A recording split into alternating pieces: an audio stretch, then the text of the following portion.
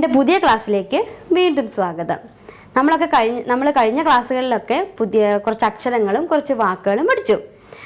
ഇനി നമുക്ക് സ്വരാക്ഷരങ്ങൾ സ്റ്റാർട്ട് ചെയ്യുന്ന ആ എന്ന അക്ഷരവും ആ എന്ന അക്ഷരവും എങ്ങനെയാണ് എഴുതുന്നതെന്ന് പരിചയപ്പെടണം. അത് ഈസി ആക്കാൻ വേണ്ടി നമ്മൾ കുറച്ച് അക്ഷരങ്ങൾ നേരത്തെ പഠിച്ചിരുന്നു. അതുപയോഗിച്ച് നമ്മൾ ആ എന്ന അക്ഷരവും ആ എന്ന അക്ഷരവും എങ്ങനെ എഴുതുന്നതെന്നും അതിൻ്റെ ചിഹ്നവും മനസ്സിലാക്കാം. ഇനി നമുക്ക് സ്വരാക്ഷരങ്ങൾ സ്റ്റാർട്ട് ചെയ്യുന്ന ആ എന്ന അക്ഷരം എങ്ങനെയാണ് എഴുതുന്നതെന്ന് നോക്കണ്ടേ? അതിനായിട്ട് നമുക്ക് ആദ്യം പഠിച്ച് കുറച്ച് അക്ഷരങ്ങൾ ഉപയോഗിക്കണം.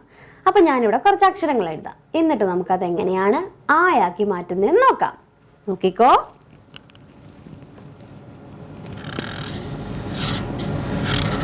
ഇതേതക്ഷരമാ? ദ. ഇതോ? റ. ഇത് ര. നമ്മൾ ദാ എങ്ങനെയാ പഠിച്ചേ? പ്രഷർ ഹണ്ട് ചെയ്ത്. റായോ ഡോട്ടുകൾ യോജിപ്പിച്ച്. രായോ കാർ ഗെയിംസ് കളിച്ച്. അപ്പോൾ ഇത് മൂന്നും ഓർമ്മയുണ്ടല്ലോ. അപ്പോൾ ഈ മൂന്ന് അക്ഷരങ്ങൾ ചേർത്താണ് നമ്മൾ ഇന്ന് ആ എഴുതാൻ പോകുന്നത്. അപ്പോൾ നോക്കിക്കോ എങ്ങനെ എഴുതുന്നതെന്ന്. ആദ്യം നമ്മൾ ഇതാ എഴുതുക. ആദ്യം നമ്മൾ ഇതാ എഴുതി. ഇത് നിങ്ങൾക്കറിയാലോ. പിന്നെ നമ്മൾ എന്ത് ചെയ്യണം? റാ എഴുതണം. ഈ ദാ എഴുതി നിർത്തിയ സ്ഥലത്തു നിന്ന് റാ എഴുതണം. റാ എഴുതി നിർത്തുക. വീണ്ടും നമ്മൾ രാ എഴുതുക. അതേ ലൈനിൽ കൂടെ തന്നെ രാ എഴുതുക. കണ്ടോ? ആ എന്ന അക്ഷരം ഈസി അല്ലേ? ഇതിനകത്ത് ഈ മൂന്ന് അക്ഷരങ്ങളല്ലേ വരുന്നത്? ദായും റായും രായും അല്ലേ? ഈ മൂന്ന് അക്ഷരങ്ങളല്ലേ ഇതിൽ വരുന്നത്? ദായും റായും രായും ചേരുമ്പോൾ ആ കിട്ടും. ദേ ദാ എഴുതി, ഇവിടെ ദാ എഴുതി, റാ എഴുതി, രാ എഴുതി. ഈസി അല്ലേ? മനസ്സിലായോ?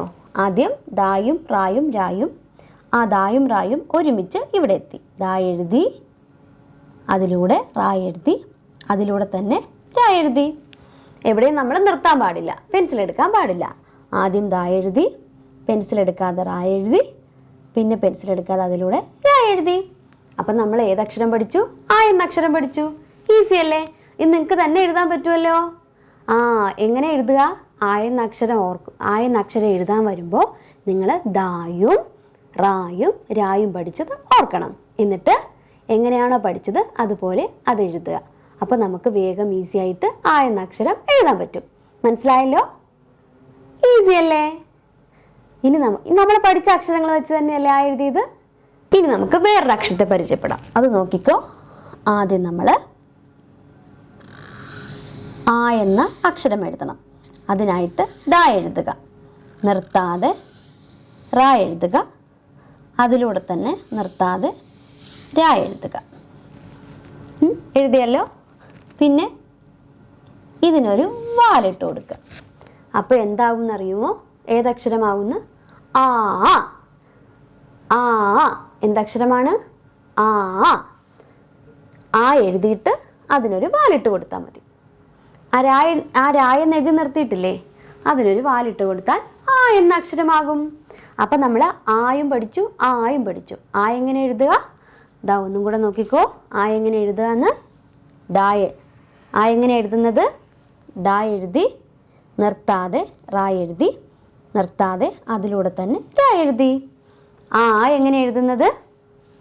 ദാ എഴുതി, നിർത്താതെ റാ എഴുതി, രാ എഴുതി, രായ്ക്ക് ഒരു വാലിട്ട് കൊടുത്തു. അപ്പം നമുക്ക് ആ അക്ഷരം കിട്ടിയില്ലേ? ഇനി നമുക്ക് നമ്മളിപ്പോൾ നേരത്തെ പഠിച്ച അക്ഷരങ്ങളില്ലേ, അത് ഈ ആയിലും ചേർത്തൊന്ന് എഴുതി നോക്കിയാലോ? നേരത്തെ കുറച്ച് അക്ഷരങ്ങൾ നമ്മൾ പഠിച്ചില്ലേ? ഏതൊക്കെയാ? റാ, ത, പ, ന, ര, ദ. ഈ അക്ഷരങ്ങളിൽ ഏത് വരുമ്പോഴാണ് ശരിക്കുള്ള വാക്കുകൾ കിട്ടുക എന്ന് നോക്കിയിട്ട് നമുക്ക് എഴുതാം. അപ്പം നമുക്ക് ആദ്യം ഏതക്ഷരം എഴുതാം? ആ എന്ന അക്ഷരം. ആദ്യം നമ്മൾ പഠിച്ചത് ആയല്ലേ? അപ്പോൾ നമുക്ക് ആദ്യം ആ എന്ന അക്ഷരം എഴുതുക.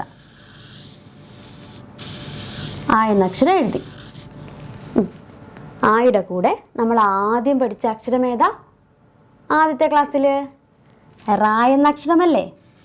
അപ്പോൾ ആയും റായും ചേർത്ത് അറ. അറ എന്നൊരു വാക്ക് പഠിച്ചു. ആയും റായും കൂടെ ചേർത്ത് അറ എന്നൊരു വാക്ക് പഠിച്ചു. പണ്ടത്തെ വീടുകളിലൊക്കെ പണ്ടത്തെ വീടുകളിലെ മുറികൾക്കൊക്കെ പറഞ്ഞിരുന്നത് അറയെന്നായിരുന്നു കേട്ടോ. അപ്പോൾ ഇതാണ് അറ. കണ്ടോ? നിങ്ങൾ പഠിച്ച അക്ഷരങ്ങൾ വെച്ച് തന്നെയല്ലേ നമ്മൾ വാക്കുകൾ ഉണ്ടാക്കുന്നത്. അപ്പോൾ നമ്മൾ അറ പഠിച്ചു. ഇനി നമുക്ക് ആ കൂട്ടിയിട്ടൊരു വാക്ക് എഴുതണം. ആ കൂട്ടിയിട്ട് നമുക്ക് എഴുതാൻ പോകുന്ന വാക്ക് ഏതാന്ന് നോക്കാം. ആ എങ്ങനെ എഴുതുക? ദാ എഴുതി, നിർത്താതെ റാ, പിന്നെ നിർത്താതെ രാ, പിന്നെ അതിനൊരു വാലിടുമ്പോൾ ആയാകും. അതിൻ്റെ കൂടെ ഇത് ഏതക്ഷരമാ? നാ. ഏതക്ഷരമാ? നാ.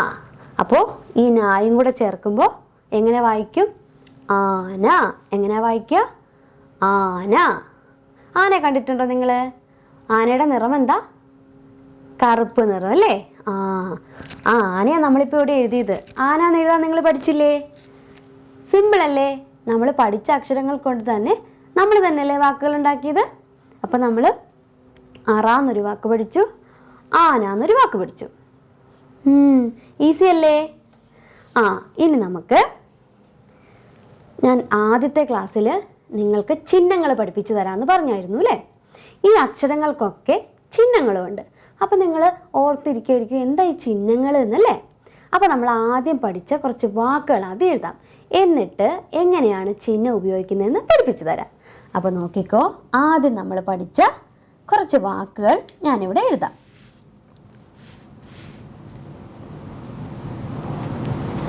ആദ്യം നമ്മൾ പഠിപ്പിച്ച കുറച്ച് വാക്കുകൾ നോക്കിക്കോ.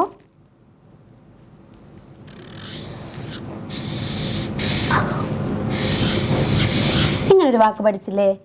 പത. പിന്നെന്താ?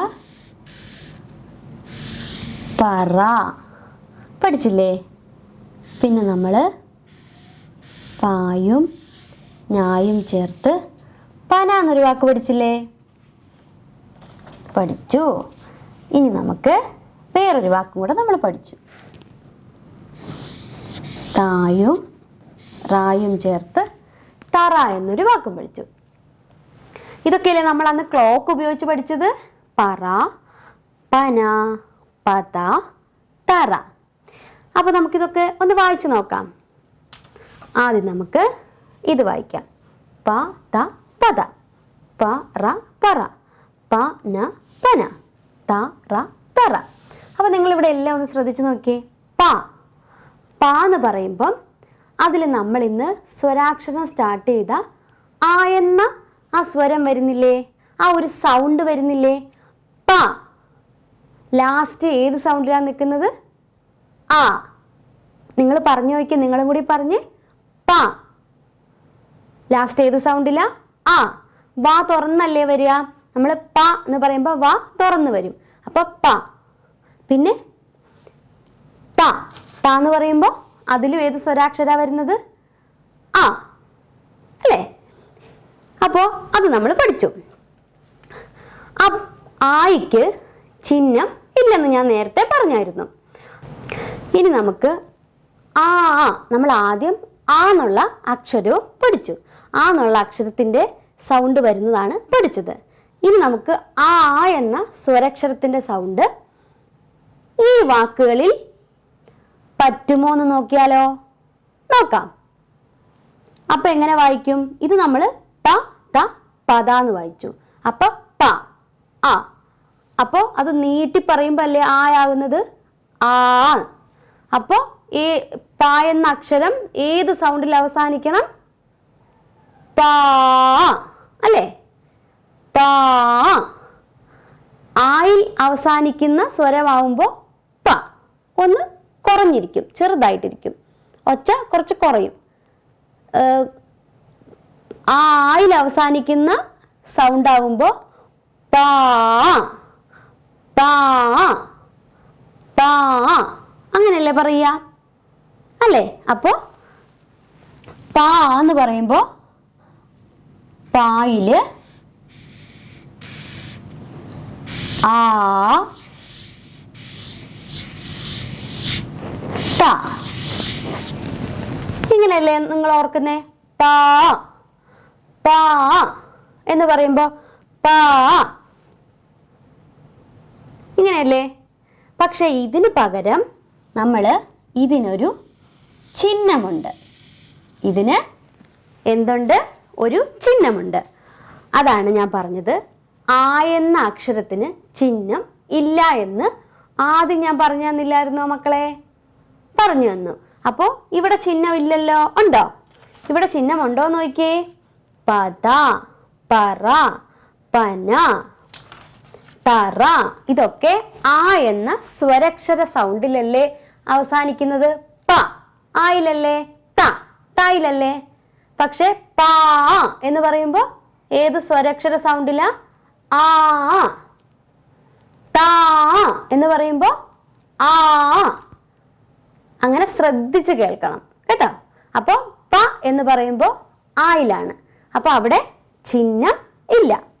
അപ്പോ ആ എന്ന് പറയുമ്പോൾ നമുക്ക് ചിഹ്നം ഉണ്ടോ എന്ന് നോക്കണ്ടേ? ആ ആയിക്കൊരു ചിഹ്നം ഉണ്ട്. ആ ആയുടെ ചിഹ്നമാണ് ഇത്. ഇതിന് ദീർഘം എന്ന് പറയും. ഇതിന് മലയാളത്തിൽ ദീർഘം എന്നാണ് പറയുന്നത്. അപ്പോൾ ഈ ആയിക്ക് പകരം, ഈ ആ എന്ന അക്ഷരത്തിന് പകരം നമ്മൾ ഈ ദീർഘമിട്ട് എഴുതും. അപ്പൊ നമുക്ക് ഈ ദീർഘമിട്ട് എങ്ങനെ എഴുതുന്നതെന്ന് നോക്കാം. പ ത കണ്ടോ? പാത. പാ എഴുതി. ഈ ആയുടെ ചിഹ്നം ഇവിടെ ഇട്ടു. പിന്നെ താ എഴുതി. അപ്പൊ എന്ത് വന്നു? പാത.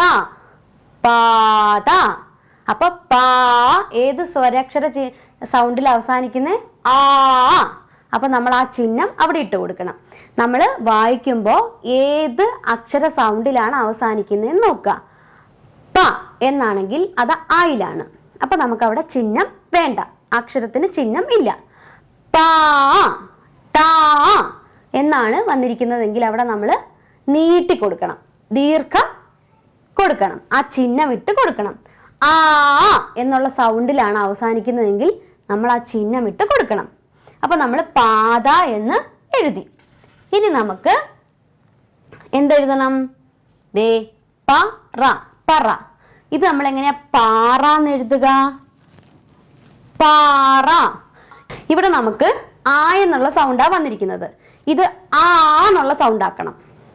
അതെങ്ങനെയാക്കുക? ഇത് പറന്ന. അപ്പോ ആ എന്നുള്ളത് വരുമ്പോ പായുടെ കൂടെ ആ ചേർക്കണം. പാറ. പാറ. അപ്പൊ നമ്മൾ പാന്നിട്ട് കൊടുക്കണം അല്ലേ? എങ്ങനെയാണ്? പാ ആ റ എന്നല്ലേ വരണ്ടേ? അപ്പൊ നമ്മൾ ഇതിന് പകരം ഒരു ചിഹ്നം പഠിച്ചു. ഇതിന് പകരം നമ്മൾ ഒരു ചിഹ്നം പഠിച്ചു. ഏതാണ്? ദീർഘം. അപ്പൊ ഇതിന് പകരം ഈ ദീർഘം ഇട്ട് കൊടുക്കുക. എന്നിട്ട് ഈ അക്ഷരങ്ങൾ എഴുതുക. പാറ. കണ്ടോ? പറ എന്നുള്ളത് പാറ എന്നായത് കണ്ടോ? അപ്പൊ നിങ്ങൾ ഏത് സൗണ്ടാന്ന് ശ്രദ്ധിച്ചിട്ട് ആ ചിഹ്നം ചേർത്ത് കൊടുക്കുക. ഇനി നമുക്ക് അടുത്തത് എഴുതാം. ഇനി ഏതാ? പന. ഈ പനയ്ക്ക് ദീർഘം ഇടുമ്പോ പാ. പന. പാന. പന. പാന. എന്താണ്? പാ. ദീർഘം ഇട്ട് കൊടുക്ക ഇവിടെ. പാ. ഇപ്പോഴല്ലേ ഇത് ആ എന്നുള്ള സൗണ്ടിൽ അവസാനിച്ചത്? പ പാ എന്ന് വന്നത് ഇപ്പോഴല്ലേ? പാ ന. പാന. പാന. പാന.